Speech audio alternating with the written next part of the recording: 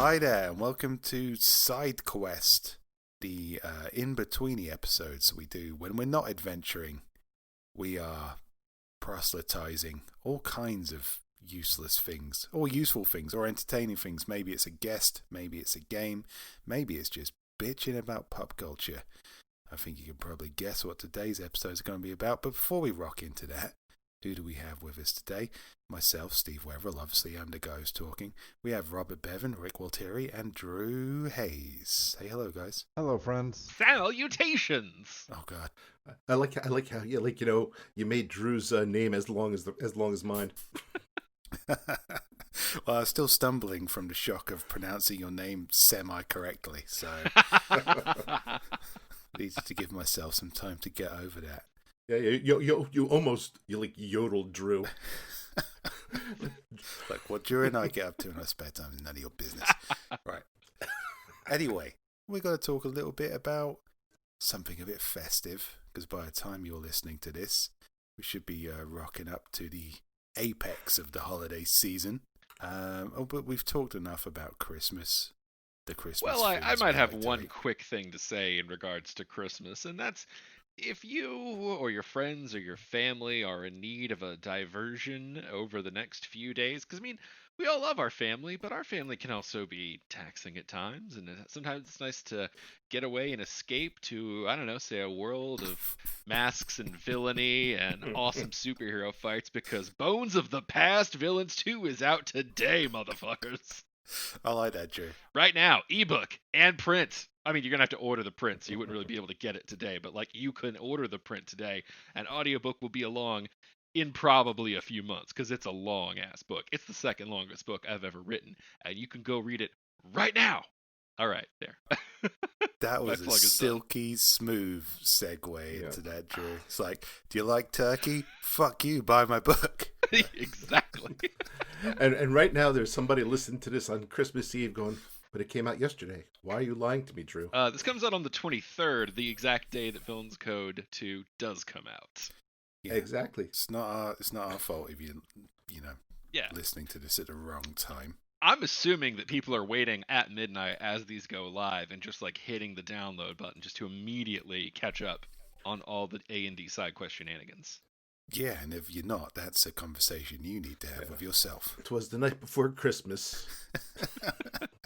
And all through the house, everybody was listening to Side Quest. Damn straight. And if not, maybe you may need to make some New Year's resolutions about being a more loyal listener.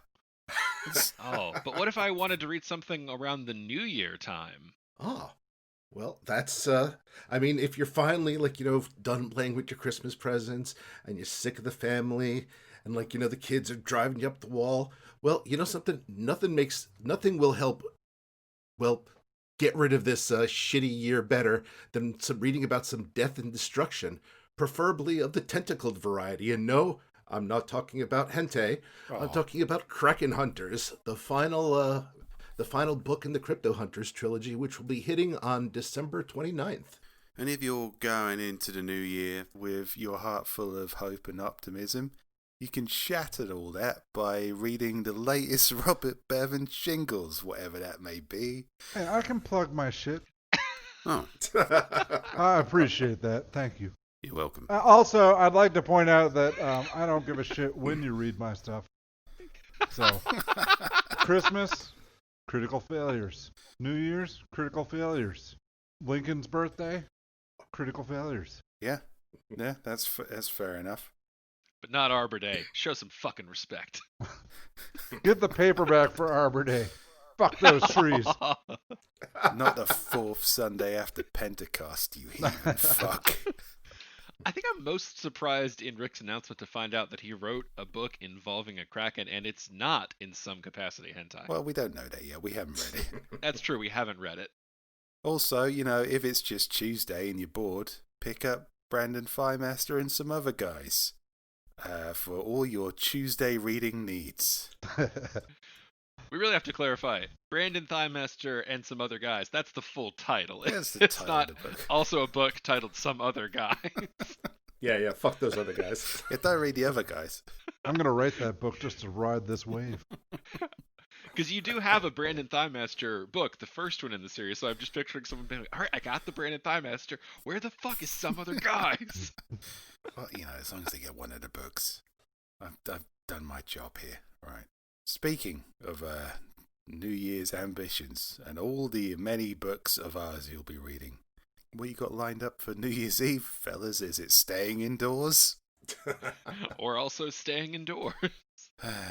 Yeah, I'll be publishing the aforementioned Shingles book, and drinking beer, and I don't know, fucking around on the computer. Maybe if one of you guys is lonely, we can talk. I don't know.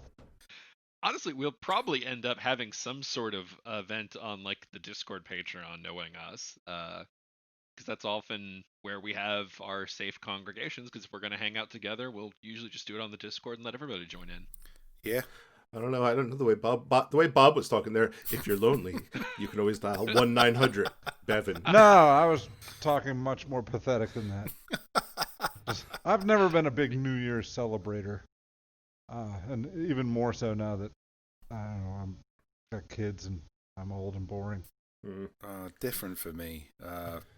We get the advantage in Corby of being a Scottish town in the middle of England. And New Year's Day is a big fucking deal in Scotland. They get in England we get New Year's Day off. In Scotland they get New Year's Day off and a day after to recover.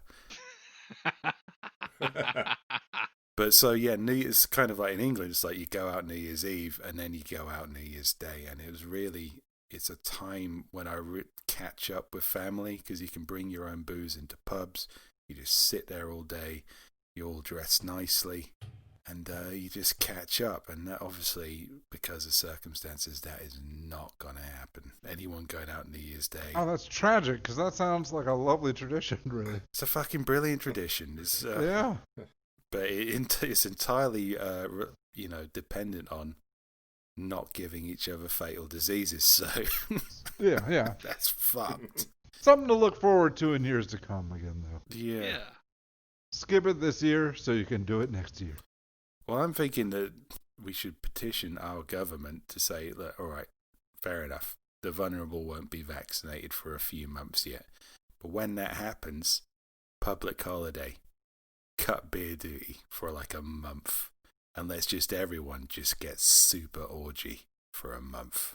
Just to make up for a year of fucking nothing. A week off once, like, I don't know, 80-90% of the people have like gotten the vaccinations does not seem like a terrible idea, especially as a little kickstart to the old economy. It's what we need. Go party! Not just that, like a psychological boost into reviving the old ways, the ancient ways, when people used to congregate together. Like when World War II ended and they just partied in the streets for days. Yeah, totally. I could be down with that. Congratulations, the vaccine has been disseminated. To celebrate, we will have our first annual Purge. The only way this is going to be successful is if the celebration is so hard that we stop worrying about COVID and start worrying about super gonorrhea. It's the only victory I'm real willing good to news, acknowledge. bad news situation there. Times like this, I actually miss living out in Lubbock, and because that was so in the boonies that it was possible to just drive out to some empty land with some fireworks and set them off by yourself. Like, so for a COVID New Year's, that would be the perfect option.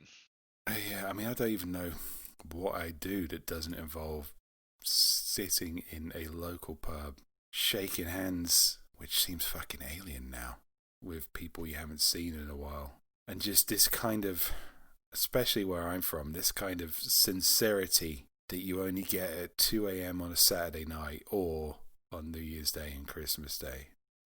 This kind of sincerity and openness with strangers and this quaint sense of optimism that you kind of imagine everyone felt back in the days before you were born. And it's completely off the fucking table this year. Yeah, I don't know. I'm looking forward to, like, the nihilist in me will occasionally turn on New Year's Rockin' Eve for two reasons. One, to just hate. God, I can't even think of his name now. What the fuck is that? Dick Is that Clark? douchebag? That prick. No, Dick. Isn't Dick Clark dead? Yeah. I don't know how long you've been Yeah. doing this, Rick. No. The guy who took over, Ryan Seacrest. You can still hate him, Rick. Doesn't matter if he's dead. Oh. Yeah, but it's more fun to hate Ryan Seacrest, but also to see all the people who are probably going to be standing out there looking at the TV, going, "You're all dead," because you couldn't wait a couple I more hate weeks. the old guy. I hate the new guy. I hate every single one of you. That's all I want at this point. It's like, it's like, Jesus Christ, at this point, can we just be fucking smart? Well, I will say, luckily, one of my favorite parts of New Year's is getting drunk on champagne, and I don't have to go anywhere to do that. I just have to buy several bottles of cheap Andre. I mean, that's wonderful, Drew, but I always like to make it someone else's problem. That's where the whole communal aspect comes in. Me just making it my own problem, in a room by myself with 7 bottles of champagne, possibly live streaming it. If you live stream it, it's not addiction, it's performance art. This is art. Listen, it's how I've gotten away with the shot release dates for all these years. Let's not start poking holes. Let's not dig too deep into that. Yeah. Like, I don't really look at, sitting on the couch and just, pissing myself as, that's not so much a good time as it is, oh, God, this is a preview of what's to come. Just I'll practice. get up and go to the bathroom every now and again. Well, la-di-da. But look at you, Mr. Fancy Pants. They're fancy because they don't have piss in them. Mr. Dry Pants. Oh, somebody's got non-pissed in underwear money. Look at Mr. Rockefeller. Ah. How did I become that guy? Well, you saved your money, you pinched your pennies, and you made a commitment not to piss yourself. Anyway, kind of interesting when you think about it, because with all that other stuff off the table, with all them seeing family or going out and getting wrecked or eating a tray full of steak pie or whatever you guys do instead of that, what would you do if you're just staying in? Because I've stayed in on New Year's before when my kids were young, and there are certain things I'll watch and certain things I'll drink. So, you guys got any advice you'd give to our viewers who might be staying in when they otherwise wouldn't? I like to do a marathon. Start the day and have it doesn't have to be a same series. It can be a theme. You could do action movies or horror movies or movies that feature New Year's Eve in some way if you want to be specific about it. But it's nice to have background going through the day. It gives you a little bit of consistency. And then by the time night arrives and you're really getting wrecked, it just kind of feels like you're going with the flow more than making a point of destroying your liver. You mentioned kind of movies for New Year's. I know there are certain producers who have tried to make New Year movies, but I'm not interested in those fuckers at all. You can't buy me that easily. I don't mind it if it's a background setting in. If it's, I don't know, an action movie at New Year's, that's fine. It doesn't bother me. Oh, no, it's fine. There's people who've tried to do Love Actually, but for New Year's. And no, fuck you. Oh, I think they literally called that one New Year's Eve, too. Yeah, probably. Yeah, nobody wants to watch a New Year's Prince. What about Dropping the Balls? Is that a movie or is that something? No, I'm saying it could be. I mean, definitely could be. I'm going to write that down, in fact. Once when I stayed in on New Year's Eve, and a really good, after you've watched whatever live events are going on and the fireworks, or instead of that, tell you something that's a good time if you're stuck indoors and slightly drunk. Rocky Horror Picture Show. It's not a New Year's Eve movie, intentionally by any stretch, but if you're stuck indoors and you want to have a good time, it's a good movie to go on. See, I thought the only appeal to that was watching it live and doing all that performance bullshit. Yeah, but if you're stuck indoors, it's the closest you can get to that, isn't it? You can still do it. It's your living room. Yeah, well, I mean, I could also hammer fucking nails in my head, but I don't want to. Well, I don't know what movie you're watching Passion of the Christ on New Year's Eve. That's weird. Well, here's the thing, Bob. You have kids. Force them to be in the living room doing the time warp I with you. don't want to. Well, if you don't force them to do the time warp, then who will? Do you want them to learn the time warp on the streets, Bob? On the streets. If that's how it's got to be. I learned the time warp the rough way. My daddy didn't teach me the time warp. I had to learn it on the streets. That's what they'll say in their 17th musical knife fight. Yeah. That's what happens to theatre kids if they don't get guidance. Out on the streets having really well choreographed night fights. Then in their 40s, they'll be watching it, and out of nowhere, they'll just spontaneously, while everybody else around them is time warping and they're like tight leather, they'll just drop to their knees and be like, Dad, Father, why didn't you love me? I wish I could time warp back into the past and punch my dad in the face for neglecting me. That's what they'll say. Yeah, it might be. But that is me entirely basing that on the moral imperative of teaching your children a tradition I just made up on this podcast right now. So probably not. Probably. I'm a big fan of choice. You could either be like, you could stand here and do this stupid dance with me for 5 minutes, or it's 9 hours of the extended version of Lord of the Rings. You could do the time warp now, or you can regret it for the rest of your life. Nah, my daughter would choose the Lord of the Rings. Actually, we're talking about New Year's movie marathons. Yeah, maybe not a bad Not choice. the worst idea. That will definitely kill most of the day. Especially if you throw the Hobbit films in. But only do that if you really, really just are finding yourself hating life by the Hobbit films are for if you finish all the good ones and you still have a case of beer left and nothing else you can think of to drink to. If you can time the Lord of the Rings trilogy so that midnight strikes exactly when the ring falls into the volcano, then do that.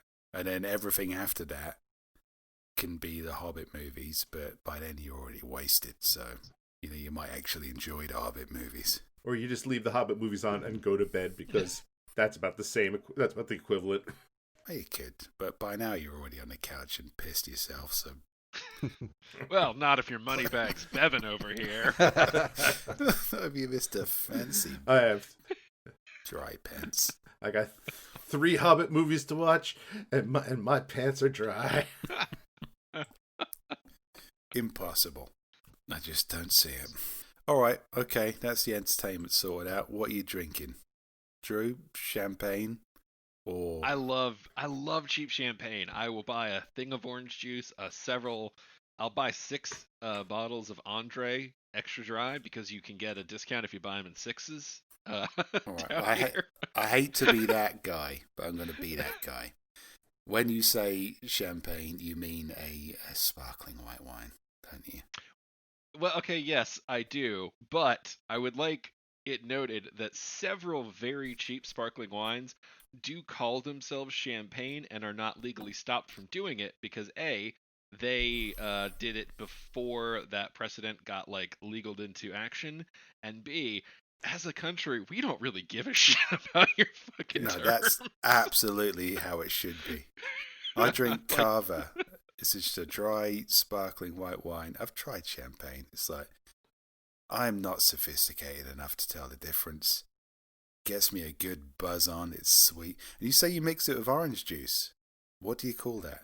Oh yeah, mimosas. You call it what? You guys don't have mimosas? Champagne and orange juice? Champagne and orange drunk juice. Breakfast. Yeah, that's like It's like Bucks Fizz. That's like the fucking brunch staple. Like, if you cut open most restaurants at 10 a.m., they bleed mimosas. Right, I'm going to type in Bucks Fizz. Not the British. It's an alcoholic cocktail made up of 2 parts champagne and 1 part orange juice. It's very similar to a mimosa, which also contains champagne. By very similar, you mean the same fucking thing? It's exactly the same fucking thing. The ratios are different. That's right. Okay. Oh, I like to think we've just done another fucking across the ocean handshake there, but a socially distanced one. All right, Bucks Fizz, mimosas. It's the same thing. Yeah, I heartily endorse that. Also a nice Christmas Day beverage, I think, if you don't want to get on the hard stuff too soon. Oh yeah, you have to start it. I mean, I guess maybe it's not as important this time, but if you're gonna be spending a whole day around family, you got to start your day with some mimosas Oh, Bucks Fizz. I don't know. or bugs. However strong you like your morning beverage. Alcohol, the only thing that makes all the rest of you tolerable. Good morning, children. It's a good day. Daddy's drunk and it's 8 a.m. I don't know. I think I might prefer the term mimosas, actually. It sounds more jolly. Bucks Fizz sounds like something a gnome would cast on you. It sounds brand specific. Like when you said that, I thought it was going to be some sort of alcoholic orange soda, which we also have over here and is actually delicious, but that's where I thought you were going. Yeah, I'm sorry, but like Bucks Fizz to me sounds like a redneck bukkake. Yeah, party. I was gonna sounds like diseased splooge. Is there nothing you people can't ruin with fucking redneck splooge? Probably not. No, I feel like it's a pretty open one. Well, Bugs Fizz is a kind of brand name. You can buy it pre-bottled. I won't be this year because you just fucking ruined it for me. You can make your own. You can make a mimosa. Yeah. On book, and here comes my fizz. Don't say make your own after what they said, Joe. Jesus. Oh my god. Oh no, I'm gonna fizz. That's probably how I'll be spending the new year.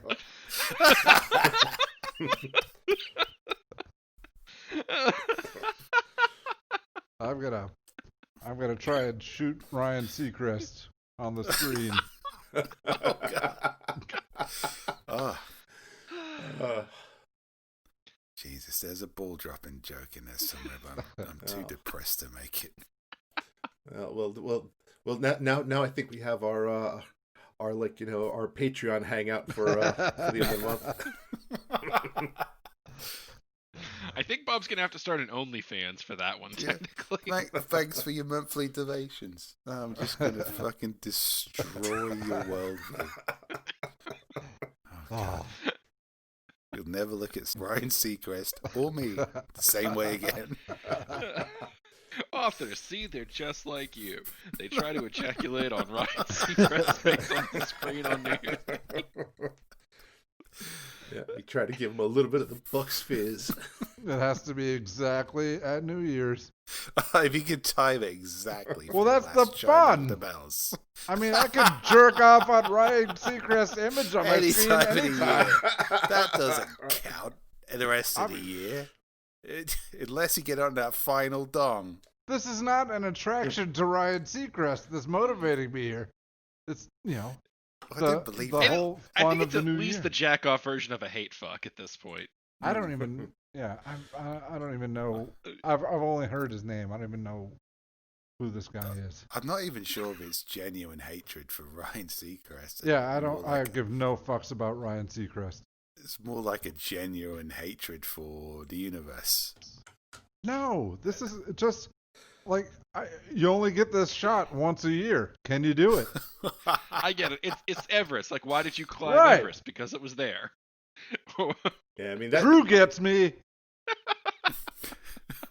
It was there.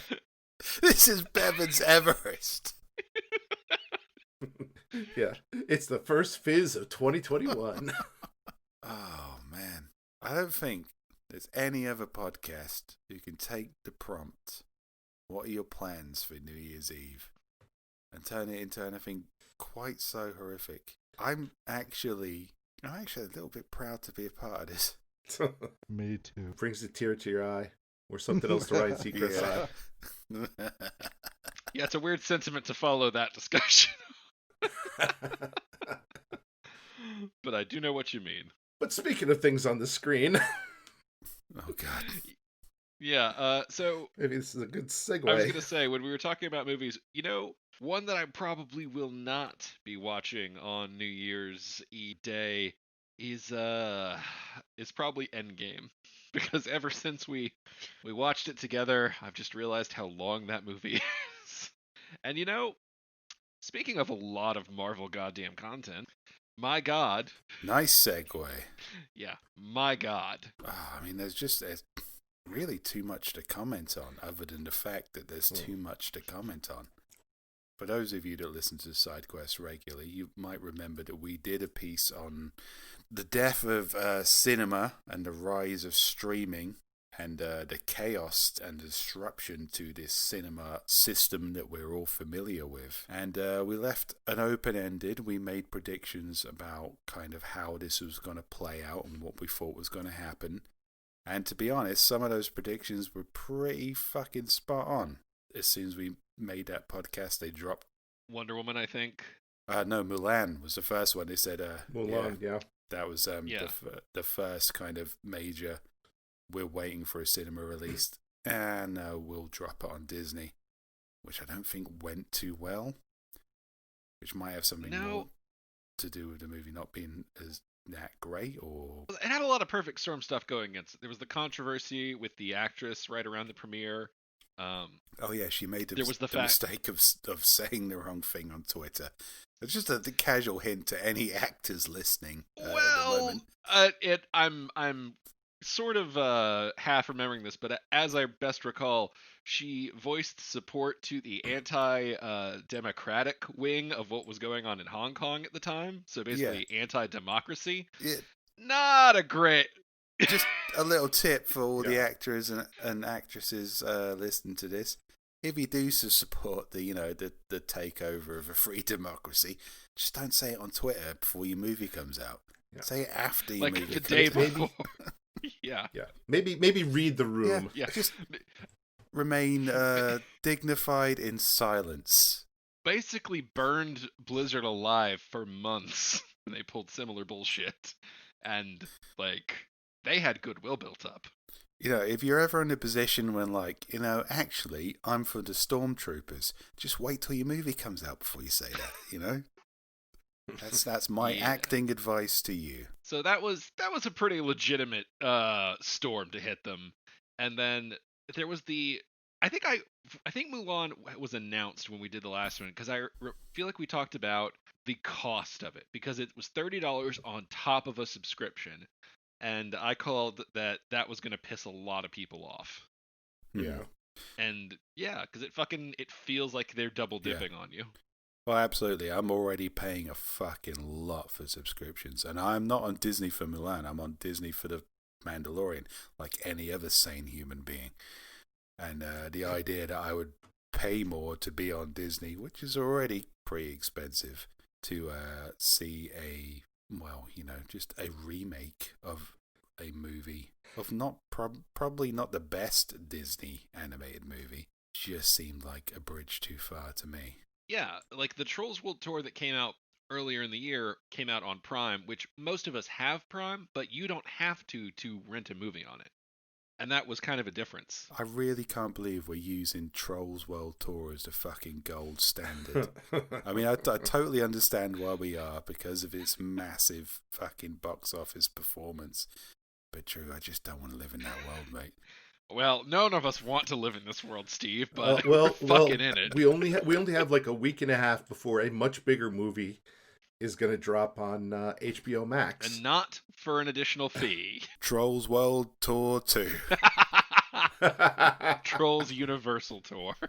Oh, fuck, I probably just wrote the next Trolls movie. Absolutely. Oh, Christ. They've bought you now, Drew. You belong to them. Goodbye. You know what? If I can get the paycheck, I'll fucking take it. Let me be very clear. I would write Trolls 3 if they were fucking paying me Trolls 3 money. Trolls in the Hood. Oh, Satan, do you think you've bought my soul? I'm an indie author, motherfucker. The minute you wrote your name on that check, it was gone. It was in my hand. Oh, yes. As Rick pointed out, in like a week as of this recording, when does Wonder Woman come out? On Christmas. So 2 days from when folks are listening to this, Wonder Woman will drop on HBO Max. Not for any additional fees. They're doing the Amazon Prime. I think they actually flexed on Disney with that one, didn't they? I think so. Now, I was confused about this. Perhaps someone can clarify. Was it a dual release cinema and HBO, or just an exclusively HBO? Because either way, I think it's dual release. But let's be honest, nobody's going to go see it in the fucking theater. Yeah, as Tenet proved, that's not fucking happening. that's the thing. The whole dual release thing. Studios have been fighting for that for a while, because that would be, from a consumer point of view. I mean, I like going to the cinema. I think we kind of established this the last time we were talking about this. I don't want to see cinemas die entirely. But the model, this whole, we spent $1 billion on a movie and we know we're going to get it in the opening week, and that kind of support structure around that failing. Regardless of that, they've been trying to kind of bring the option to have dual release, even with DVDs, before streaming was as major as it is now, for a long time. And they've always been smacked down by the giant, which is this established, trusted infrastructure. And the fact that they're doing that now, it just, to me, it's another death knell for the cinema experience. So we should probably touch on this real quick, Steve, for anybody who's not kept up with the news.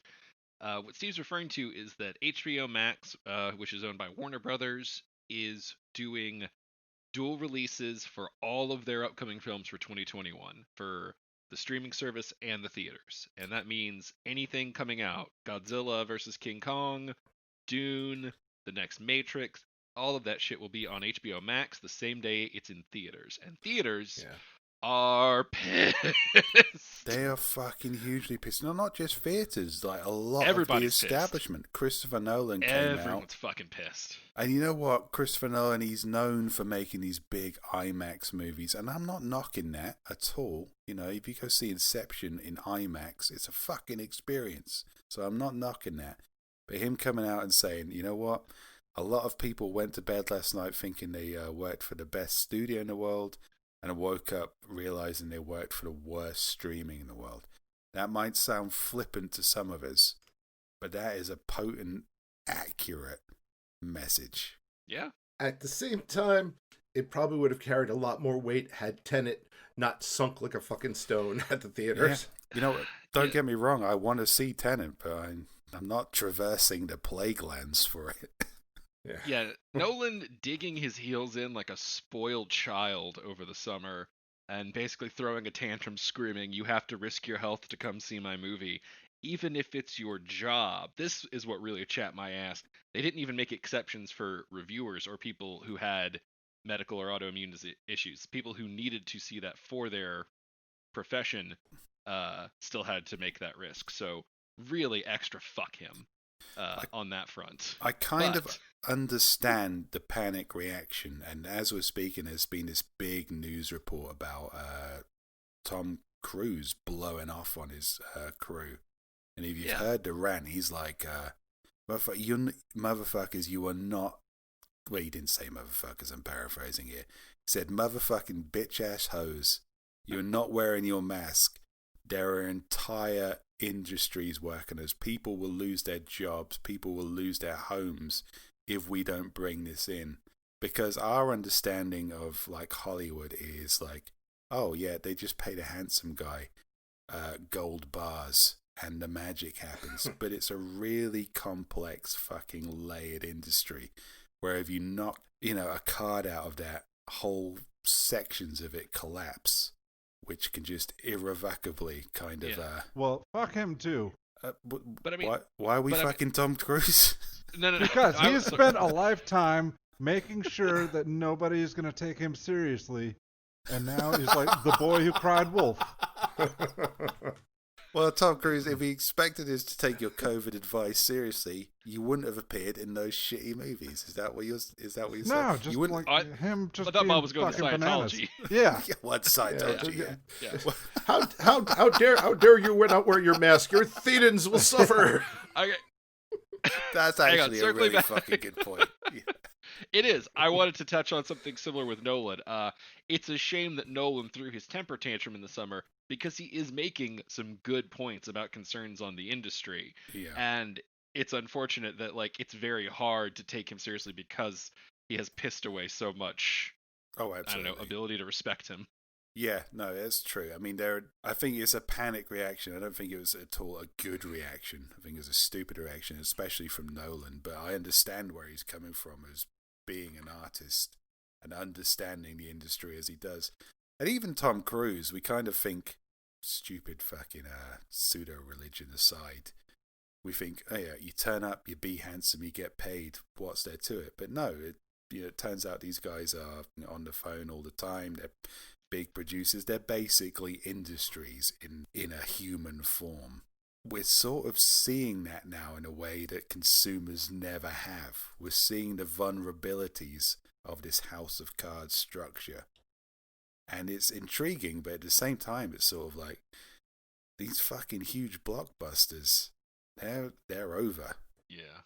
TV's great, it's brilliant, but it's never gonna, we're not gonna have these massive special effect extravaganzas with people we revere as gods. Again, it's just not gonna. Yeah, I was going to stop you there because I mean special effects. I mean we've seen things like Game of Thrones where it's like where it is a TV show and they have like those types of special effects, and we're seeing it now at Disney Plus. But yeah, I do agree with but I also think it's kind of a good thing. It's I mean, on the one hand, here's the thing: I don't want to see the creative talent get screwed, Which they but are. there is. Yeah.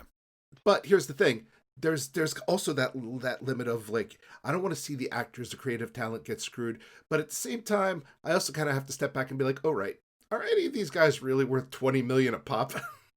I'm not worried about the guy making $20 million a pop. I'm worried about the writers and grips and everybody who has residuals and everything tied up in like the release and whatnot, who are going to get fucked because they don't have the same deals for streaming. That's the thing, it's the system. I remember somebody telling me this once. I think it was when Breaking Bad was big and somebody released how much Bryan Cranston was getting. And they were like, oh man, fuck him. Nobody deserves that just for acting. And I was like, what you've just seen of his salary is a very small portion of what this product, which is Breaking Bad, is bringing in, which he is an instrumental part of and which he is now a producer of. And there's all these kind of unseen factors that make up that ridiculous number to you, which all kind of include all this tendril of really talented people who are paying their mortgages because Bryan Cranston turns up for work every day. And in a perfect world, soccer stars and actors would not be paid as much as nurses, but the wealth they generate facilitates like all of these kind of things we take for granted. That's the sad reality of it. Well, not even the sad reality of it, because it doesn't really hurt us if Bryan Cranston's rich. Yeah. But it does give you, when you start thinking about this, it gives you kind of an insight into what a delicate spider web relies so much on the participation and kind of buy-in of a nearly kind of religious faith we have in this. I don't mean like faith as in like truly believing. I mean faith as in turning up to the same place and doing the same thing, regularly. This kind of social momentum, which has never faced in modern times a disruption as we've had recently. This dual-pronged attack of COVID and massive technological revolution. I was actually just going to go with much simpler, which is like pay somebody like Tom Cruise less and pay like the cast, or pay like the writers and like those other people who are you're right, are pretty much getting screwed because they're putting in a ton of work for probably not great wages compared to like the A-list. But Hollywood also doesn't work that way, because rather than do that, the people at the top will never lower their cut.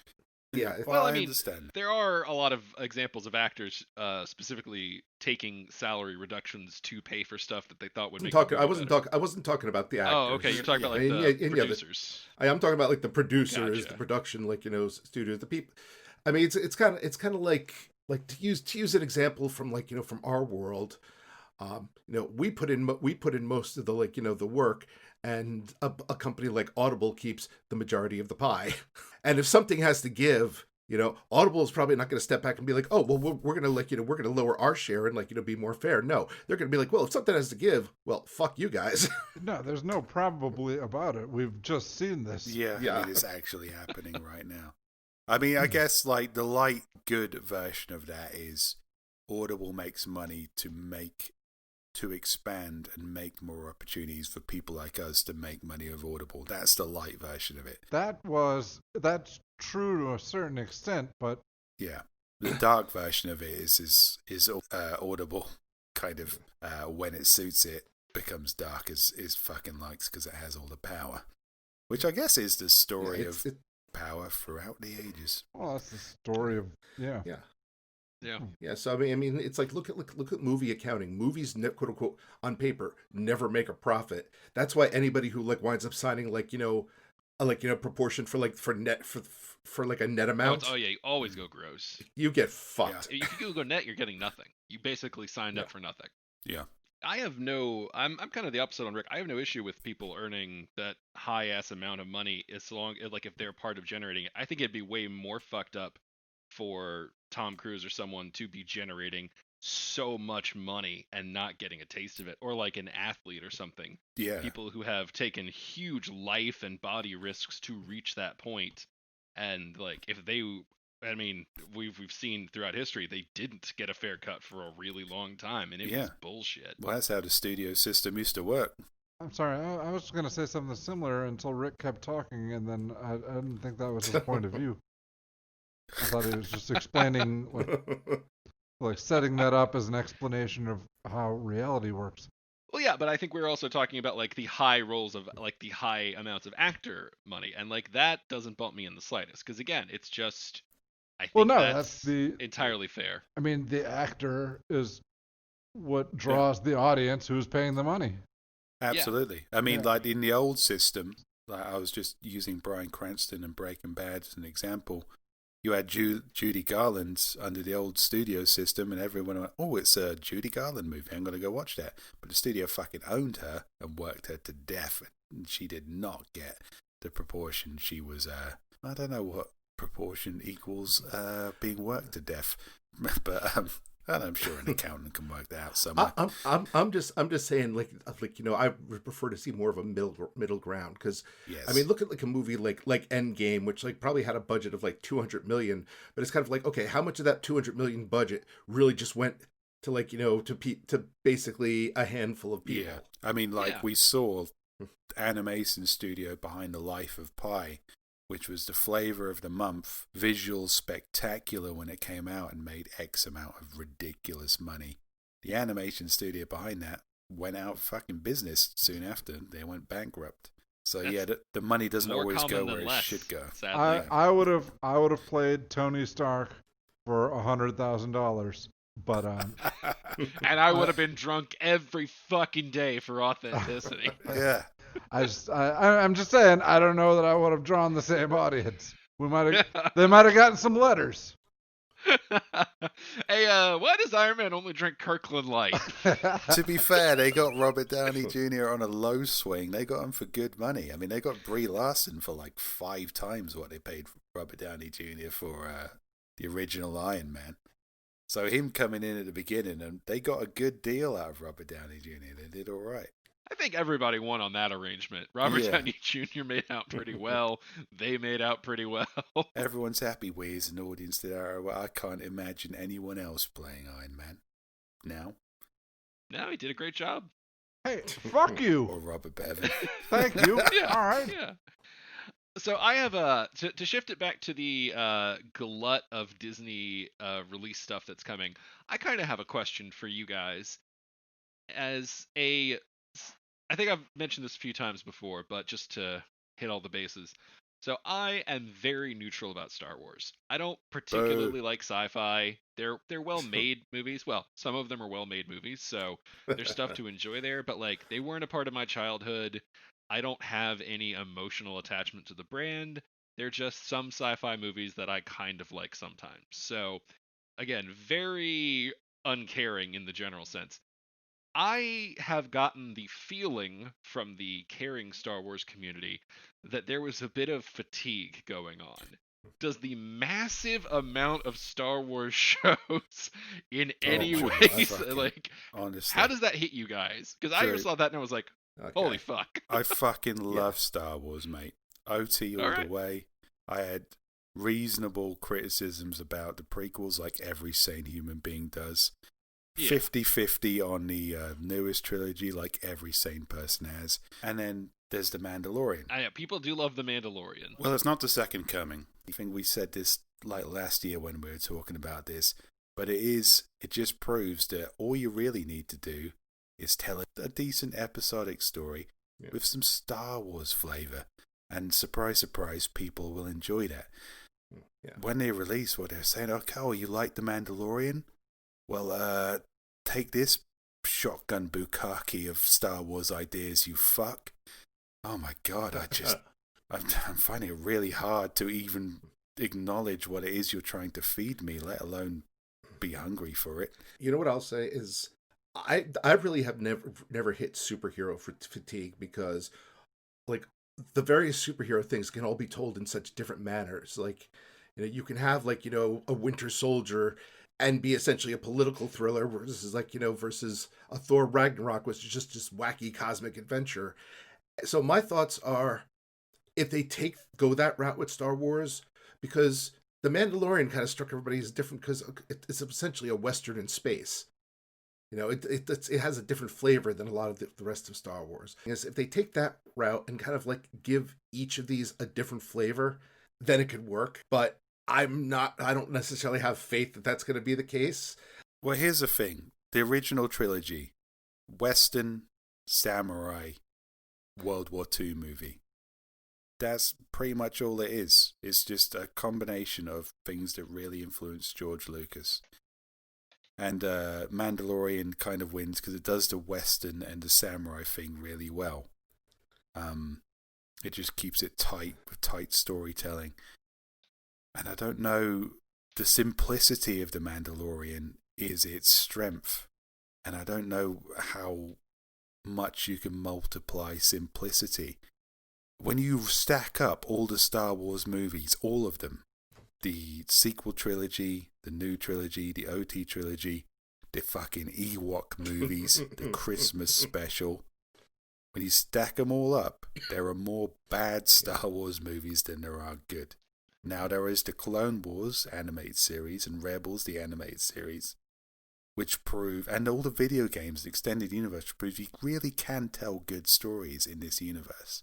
But if you were just going to fucking bukkake out a load of Star Wars concepts like that, I'm not terribly confident that you've thought through all the implications. I don't think you've given it to someone like Jon Favreau and said, here, delicately and lovingly bring this to life like you did the Marvel Universe. I think it's more likely you gave it to someone like Paul Feig and went, here, make a fucking Ghostbusters movie for no reason. Or even Kevin Feige would be a good one to give it to. It's like, look, just make sure it's all coordinated. It's all consistent. It all plays together. I will say, for all the shit I talked, I forgot that Donald Glover was going to be headlining one of these motherfuckers. So I will watch Lando. Because Donald Glover, I'll watch fucking anything he's in. He's awesome. I mean, you know, I think part of the problem also with Star Wars is it's such a big thing that I think Mandalorian is the first Star Wars in a while that doesn't feel like they're playing it safe. You know what? Yeah, you know what was great about The Mandalorian? About over a dozen episodes before I saw a lightsaber, because I think sometimes producers think, oh, what do people like about Star Wars? And they just start thinking about the skin rather than the guts. And when you think about the Star Wars universe and all the stories you could be telling within that environment, the mistake with the movies has always been like, well, you got to have lightsabers and you got to have a Skywalker and you've got to have this and you got to have that. And it's like, well, no, you can just take that aesthetic, take that mood and take that tone and tell a story within that environment.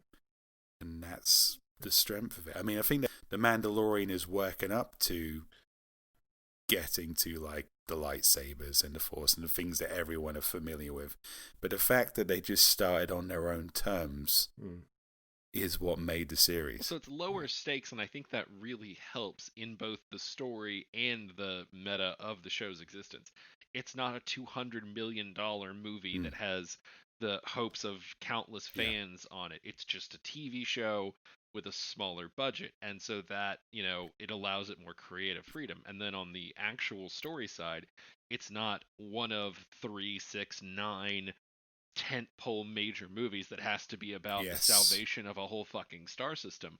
It can be small stakes. It can just be about one bounty hunter and the little baby Yoda that he found. Like, it can, the smaller stakes help it on both ends. You don't have to win the Star Wars. You can win the Star Battles. I mean, technically Solo had relatively small stakes in it, but it goes back to what I was saying. It was like they played it safe. You already knew that Han Solo was going to survive the end of Solo along with a bunch of other characters. They didn't have fiscally low stakes.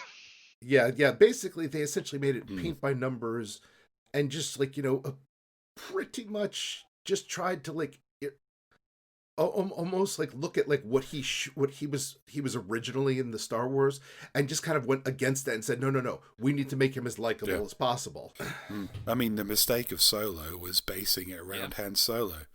I mean, the strength of Rogue One was basing it around no one we'd seen before. They allowed them to tell an original story. I really liked that one. But also not afraid for that bleak ending. Yeah. I mean, you knew it was going into Star Wars, but I mean, just basically an ending where, spoilers, you wipe out the entire fucking cast. I liked it. I thought it was good. I know. If it was independent of Star Wars, they might have been afraid to do that ending, but here it was necessary. It was the only way to explain why we'd never heard of any of these motherfuckers. Exactly, they had that freedom. I mean, they worked in Vader at the end, which was nice fan service, and Leia, which was terrifying fan service because she didn't look right at all. But the fact is, they just said, this is the Star Wars world. And if they got rid of all the fucking nod and winks, like Dr. What's-His-Face turning up and saying, "You'll be dead," in the middle of it, like, "Oh, you remember that from the first movie?" Yeah, I do. Fuck you, I don't need that. If they just concentrated on saying, like, this is the Star Wars universe, you all know it, the aesthetic is so identifiable, and we're going to tell an individual story in it that is background to the story you know. That was the genius of it. Solo didn't have that genius. It had a charismatic cast, it had nearly a good plot, and it had that aesthetic, but it was just I don't know, not a great movie. And I think they were kind of relying on, like, oh, you like Han Solo, don't you? It's like, yes, I did, when it was Harrison Ford several years ago.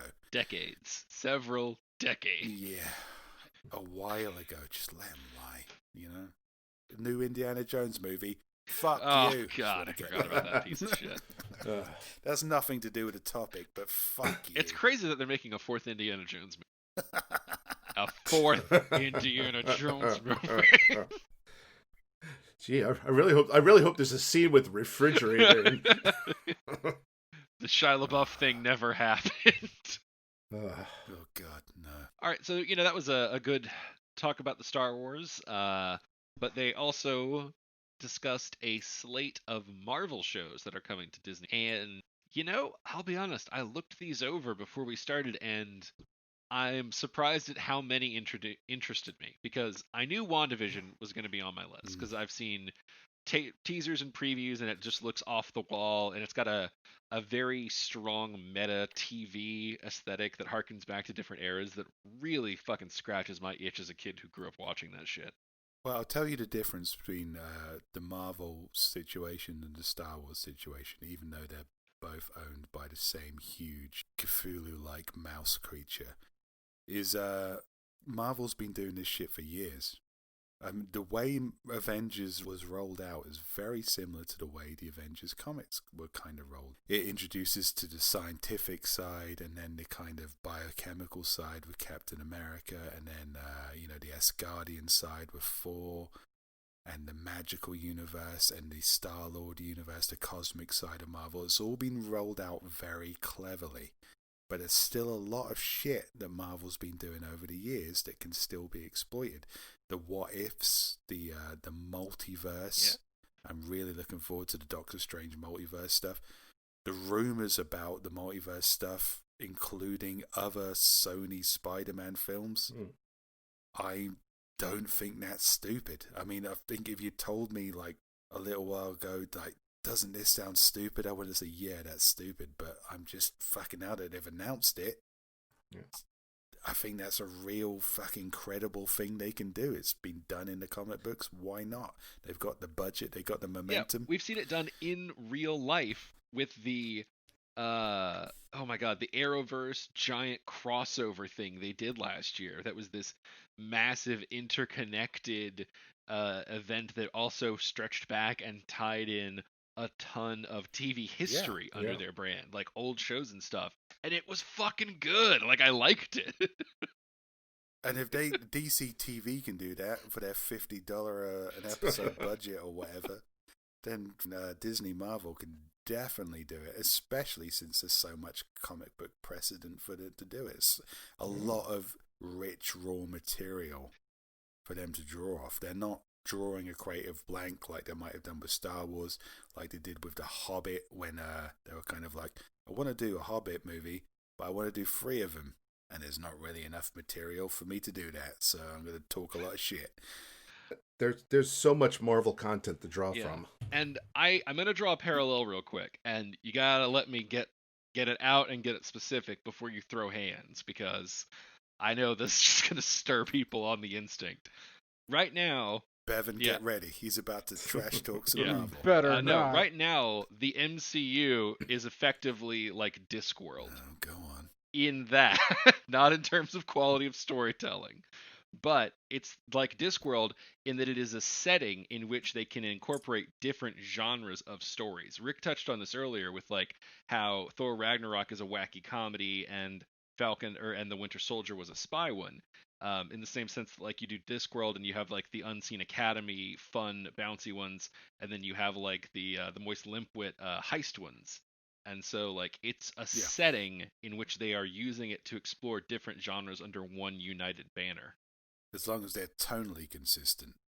Yes, which is why like having that Kevin Feige guy, like that figure, absolutely, as a quality check does matter. Absolutely. You know what? We talked about the death of cinema and the problems that streaming was going to have, but they've really put their fucking balls behind that streaming problem. Because if they release, Disney especially, not so much HBO, I'm kind of interested in what they're doing. And I think the movie release onto streaming at the same time as cinema was inevitable. It was always going to happen.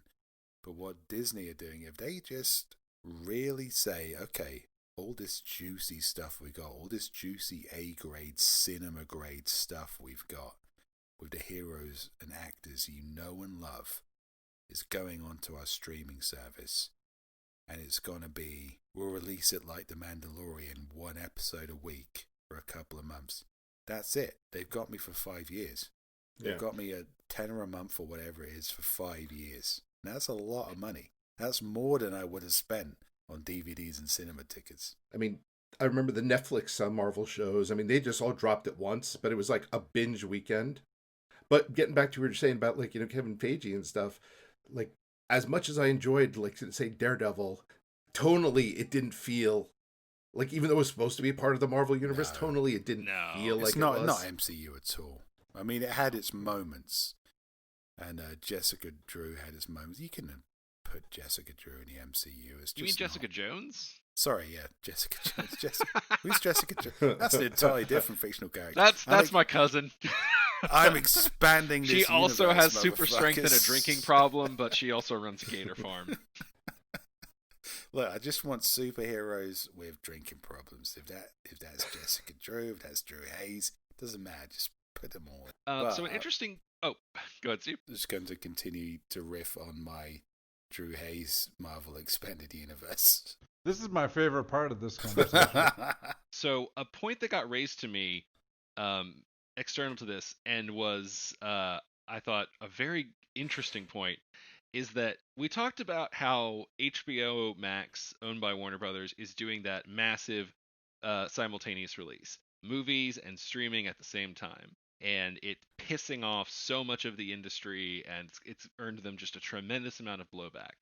But Disney is not releasing many new movies next year. It's very clear that what they did was take all of those resources and make TV shows instead. So fundamentally, Disney has fucked the theaters in a more thorough way because they've cut them out entirely. And they did it in a way that no one seems to care. Yeah, I don't know. They've just been buying shit up for so long and doing their own thing for so long. I think people accept Disney now as this siloed thing, this huge monolith which can't be touched, and the rest of them, they're right. They're right to panic, and they're right to despair because their model is dying. And that we're talking about like it's an abstract thing. Oh, their model is dying. Their medium is dying. It'd be like somebody saying to us, like, you know what, guys? We're getting rid of the written word. Adapt or die. That's what's happening to a lot of people right now. But it's also kind of one of those like things where it's like, okay, these are like old businesses that are kind of dinosaurs. I mean, it's kind of like, yeah, I didn't want to see like, the people who worked at Blockbuster lose their jobs or so, but yeah. I'd sooner see new industries arise than like, than us prop up things that have just like lived past their time. Well, to be honest, Rick, I'd fucking kill for a Friday night at Blockbusters, mate. I kind of miss it too. Is that weird? It's not weird. I wouldn't. I remember Blockbuster. Being a clerk at a Blockbuster, though, is, just a retail job. You can do the same thing at Macy's or, McDonald's or whatever.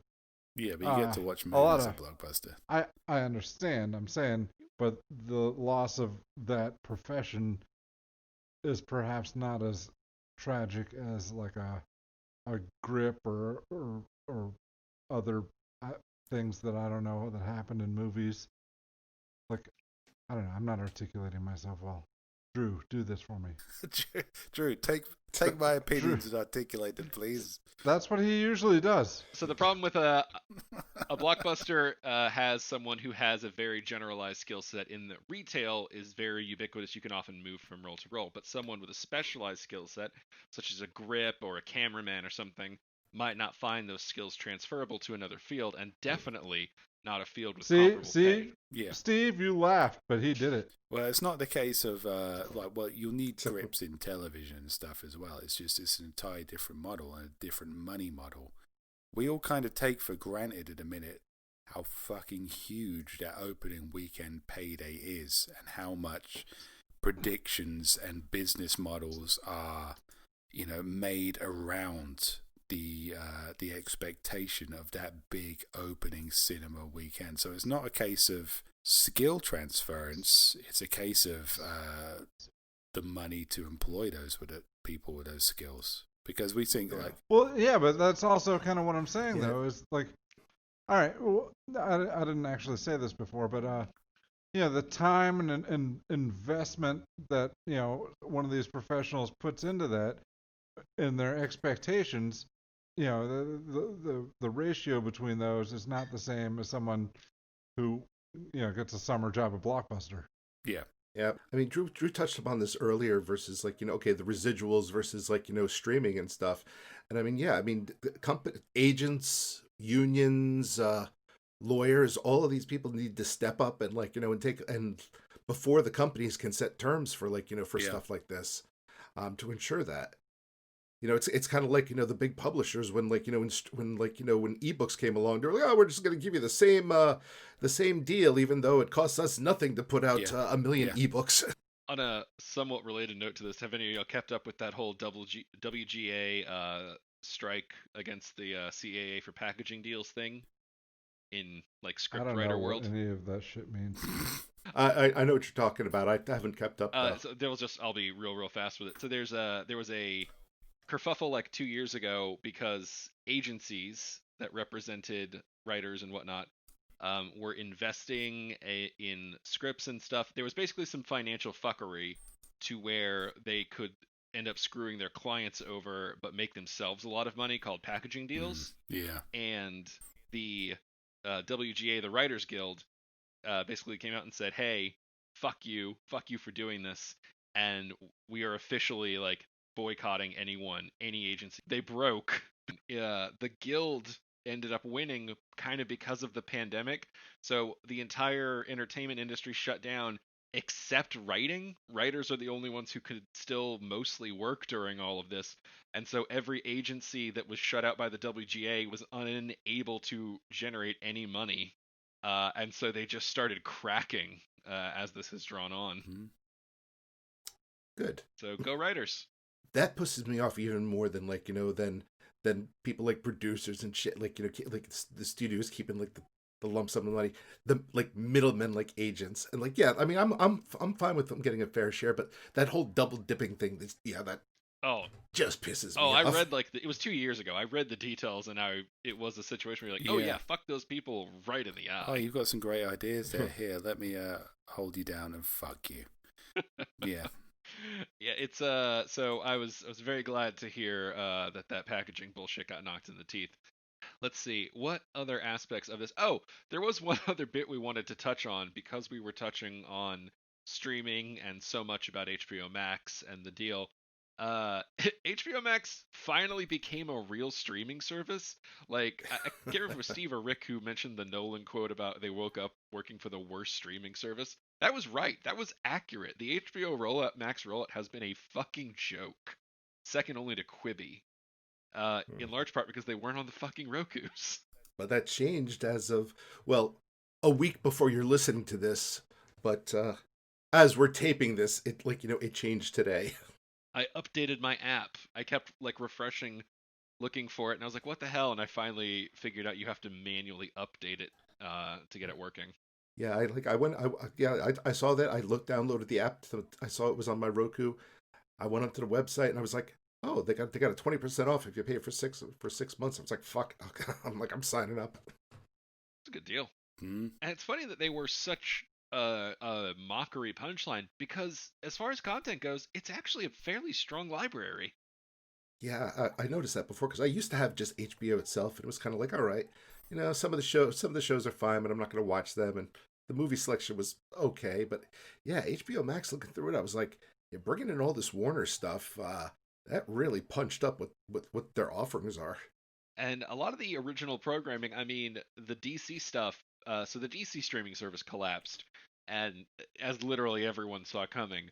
But the upside is they cherry-picked all the things that were hits, like the Harley Quinn show, like Doom Patrol, I think the third season of Teen Titans as well, and they moved all that over to HBO Max. So they did sort of just pull in from various resources as well. It's also wild that they have Friends, because NBC is literally launching their competing streaming service. So how much money did they have to give NBC to get Friends? And why do people care? Because it gets the views. Like, I don't give a shit. It wasn't my thing, but like that and The Office consistently are just always getting viewed. Well, you know what? We've been talking about the death of Hollywood as we know it. And it might be time to ask ourselves, maybe, do you really need to be making billion-dollar movies to entertain people? I subscribed to Shudder recently, and it seems like 90% of Shudder's content is bad horror movies. But I watched a movie called Scare Me. I've heard this is a good one. You're not the first person to talk about this one. Yeah. Aya Cash, who played the Nazi chick in The Boys Season 2, and Josh Rubin, who I haven't seen anything else, but it's fucking amazing. And it's basically, this is a horror story, an interesting comedy horror story set in one location with 4 actors, and 80% of the screen time is 2 actors telling each other ghost stories. And it's not a world-beating film that I'm going to remember for the rest of my life. But it was a great movie with an original concept, a clever script, fantastic performances, made in one location with 4 actors.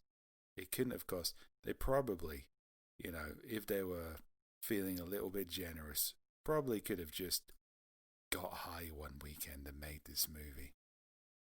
Which to me proves, if you've got a great story to tell, a great script, it doesn't really matter if you're spending fucking billions on it. And I think maybe TV's had to make that sacrifice for a long time. It knows it doesn't have the budget, it knows it doesn't have the muscle, so it relies on good storytelling technique. And I think perhaps mainstream cinema has become a little bit spoiled and perhaps forgot that. And it won't be such a bad thing if cinema goes back to being a little bit more clever, a little bit less loose with the purse strings. And this isn't even the first time that's happened. What was there was a big famous expensive movie, I want to say in like the 60s or 70s, that collapsed and took an entire studio with it and sort of signaled the end of like the opulence. So it's forced the creation of small, independent, low budget films. Yeah. Was that like Heaven's Gate or something? I think that might be it. But I mean, I think it's even happened a few times. I know it happened in the musical genre with, I believe, Hello Dolly. That just at a certain point, like the spectacle cost rises past what the audience can support, and someone makes a big loss, and everyone suddenly gets gun shy. Yeah, I think it's probably a good thing to every so often have like a Waterworld moment. Yeah. I mean, it is. I think it's good when we have these like slim downs, because if you look at what the cinemas were beforehand, and admittedly, a part of this is because of the changing cinema market, where people only want to go to the theaters to see big spectacles, but there weren't necessarily as many movies. There definitely aren't like small comedies anymore. It kind of all has to be this huge tentpole shit. Yeah, well, I think part of that is like, the theaters like have just gotten really expensive going there. Yeah. So it's kind of like, if I'm going to spend $30 on myself, am I going to go there? And I think we just lost Steve. But yeah, am I going to spend $30 to go see a small, like, low budget art film, or am I going to spend $30 to go see Endgame?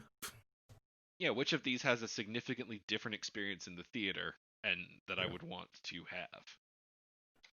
Okay, so we've talked a lot about the various, different aspects, the pros and cons, the ethics, the industry side of that big shake-up move that HBO Max pulled.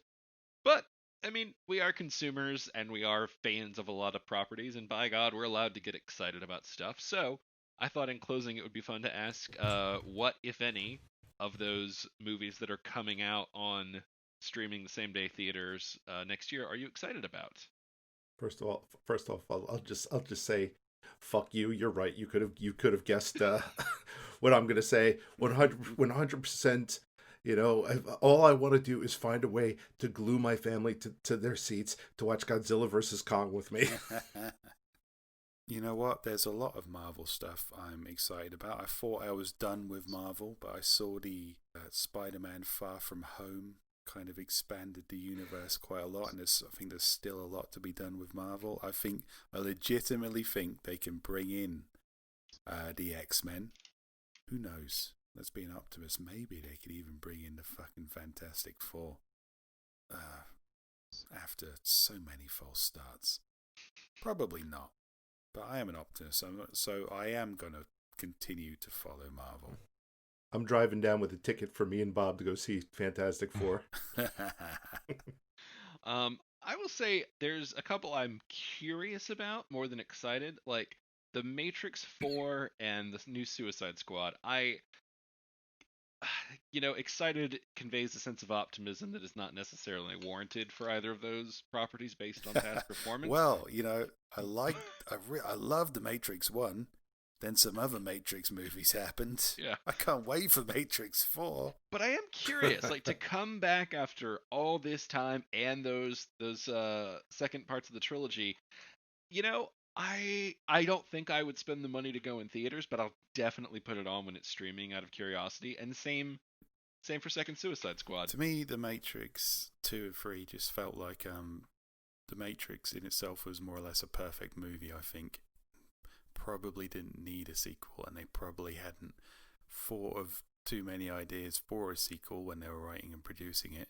But then it was so successful, it demanded a sequel, and they just kind of squeezed a kind of wouldn't this be cool moment into 2 movies, which is kind of a bit messy, which a lot of sequels were like. So I'm not entirely optimistic for yet another sequel. I'm prepared to be surprised. Speaking of sequels, I do have one that I'm genuinely excited for. Those were curiosities. This is one that I'm like, fuck yeah, I'm there that day. And that is Space Jam: A New Legacy. Oh, fuck off. Honestly, did you just make that up, or is that a thing that's Oh no, happening? that's on the list, man. Second Space For Jam. fuck's sake. Yeah, I'm with Steve with fuck you. You know what? Just get the Dennis Rodman sex tape, wherever it is, and call that second Space Jam. Space Jam 2, Space Fizz. It would be great if like you did it. It's just the sex tape, and then whatever the ending is, it cuts to the Porky Pig. That's all. That's all. There is no God. There is no God. Yeah. Oh, Drew. I can't believe you just optimistically said about Space Jam. There's no future for movies, there's no future for art or creativity. We're all doomed. Yeah, but there is a future for drinking beers, eating edibles, and watching a stupid cartoon movie. That's true. I still enjoy Space Jam. It's a fucking tire fire, but I enjoy it. Space Jam was the beginning of the end. I'm not saying it was a bad movie, but I am saying it was the beginning of the end. It was definitely a bad movie. I can like something and accept that it's not good. I understand that. Yeah, but how many cartoon basketball movies were there? There weren't many, as far as cartoon basketball movies went, it was fine. It was a phenomenon. I'm just saying it was the beginning of the all-encompassing entropy that will swallow us all. Well, I'd like to say for all the listeners out there that if you want to slam, then come on and listen to the jam and Oh God, stop doing this, Drew. I shouldn't complain. Everyone loves a bit of Bugs Bunny. All right, folks, I think that is going to do it for this episode of Side Quest. Thank you so much for joining us. We will see you in the new year. Until next time, bye. Happy holidays. Bye.